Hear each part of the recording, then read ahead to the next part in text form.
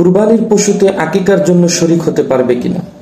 কোনো মহিলার কাছে নেশাব পরিমাণ সম্পদ থাকলে তার উপর কুরবানি ওয়াজিব কিনা? কুরবানির গোশত 3 ভাগ না করে পুরাটা নিজে খেলে কুরবানি হবে কিনা? কুরবানির গোশত কত দিনের মধ্যে খেতে হবে? সারা বছর ফ্রিজে জমা রেখে খাওয়া যাবে কিনা? রাসূল সাল্লাল্লাহু আলাইহি ওয়াসাল্লামের নামে কুরবানি দেয়া যাবে কিনা? মৃত ব্যক্তির পক্ষ থেকে কুরবানি করলে কুরবানি হবে কিনা?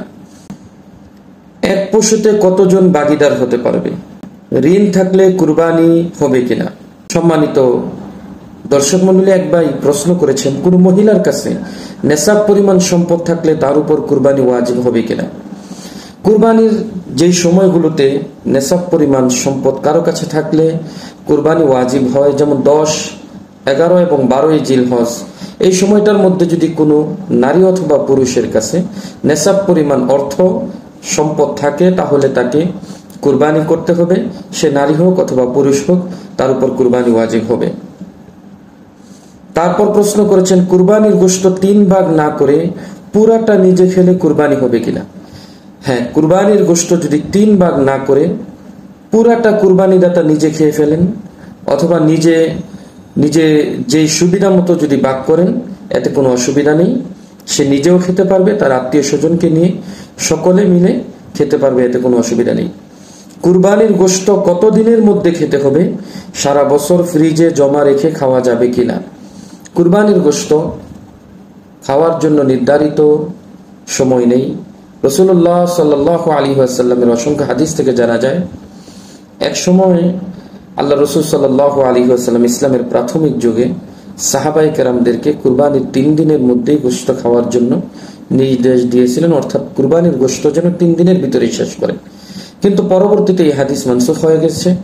সাহাবায়ে কেরাম এবং রাসূল সাল্লাল্লাহু আলাইহি ওয়াসাল্লাম থেকেই এমন নির্দেশ এসেছে যে তারা যদি কুরবানির গোশত সারা বছর খায় অথবা দীর্ঘদিন জমা রেখে খায়, এতে কোনো অসুবিধা নেই।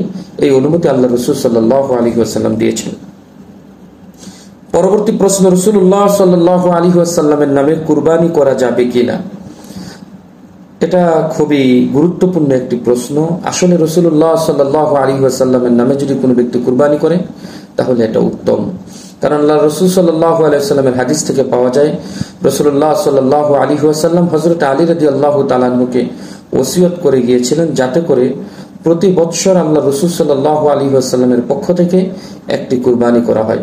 আল্লাহ রাসূল সাল্লাল্লাহু আলাইহি ওয়াসাল্লামের পর যত দিন পর্যন্ত আলী রাদিয়াল্লাহু তাআলা আনহু জীবিত ছিলেন, যতবার কুরবানি করেছেন, একটি পশু তিনি আলাদাভাবে আল্লাহ রাসূল সাল্লাল্লাহু আলাইহি ওয়াসাল্লামের জন্য কুরবানি করেছেন। তাহলে বোঝা যায় রাসূলুল্লাহ সাল্লাল্লাহু আলাইহি ওয়াসাল্লামের নামে কুরবানি করাটা হচ্ছে উত্তম।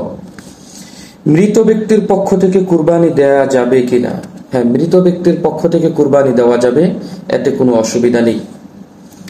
এক পশুতে কতজন ভাগীদার হতে পারবে? এক পশুতে সর্বোচ্চ 7 জন পর্যন্ত ভাগীদার হতে পারবে। তবে কুরবানির জন্য নির্ধারিত 6টি পশুর মধ্য থেকে সব পশুতে নয়, শুধু ওট, গরু, মহিষ এই 3 শ্রেণীর পশুতে ভাগীদার হতে পারবে।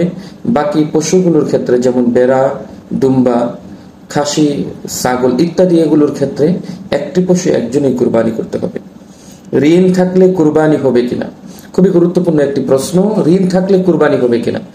কোন ব্যক্তির কাছে যদি ঋণটা এই পরিমাণ হয় যে সে কুরবানি করলে সে ঋণ পরিশোধ করতে পারবে না, তাহলে তার জন্য উচিত হলো ঋণ পরিশোধ করা। আর যদি এমন হয় যে কুরবানি করলে তার ঋণ সে কুরবানির পরবর্তীতে ঋণ পরিশোধ করতে পারবে, তাহলে তার জন্য উচিত হলো, তার জন্য উত্তম হলো সে যেন কুরবানি করে। কারণ কুরবানি একটি গুরুত্বপূর্ণ আমল, তা প্রতিদিন আসে না, বছরে একটি সময় আসে।